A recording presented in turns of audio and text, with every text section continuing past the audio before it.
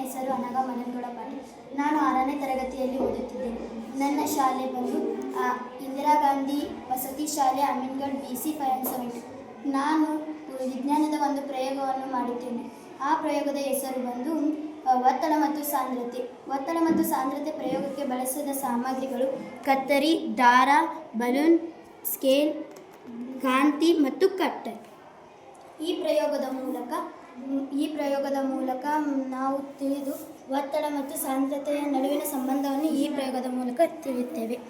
ಬಾಟಲನ್ನು ಒತ್ತಿದಾಗ balloon ಒಳಗೆ ಗಾಳಿ ಕುಗ್ಗುತ್ತದೆ, ಸಾಂದ್ರತೆ ಹೆಚ್ಚಾಗುತ್ತದೆ. ಆದ್ದರಿಂದ ಬಲೂನ್ ಮುಳುಗುತ್ತದೆ. ಒತ್ತಡ ಬಿಟ್ಟಿದ ತಕ್ಷಣವೇ ಗಾಳಿ ವಿಸ್ತರಿಸಿ ಸಾಂದ್ರತೆ ಕಡಿಮೆಯಾಗುತ್ತದೆ. ಹಾಗಾಗಿ ಬಲೂನ್ ಮತ್ತೆ ಮೇಲಕ್ಕೆ ಬರುತ್ತದೆ. ಈ ಸರಳ ಪ್ರಯೋಗಕ್ಕೆ ಆರ್ಕಿಮಿಡೀಸ್ ಸಿದ್ಧಾಂತ ಮತ್ತು ಬಾಯಲ್ ನಿಯಮಗಳನ್ನು ಸುಲಭವಾಗಿ ಅರ್ಥಮಾಡಿಕೊಳ್ಳಬಹುದು. ಧನ್ಯವಾದ.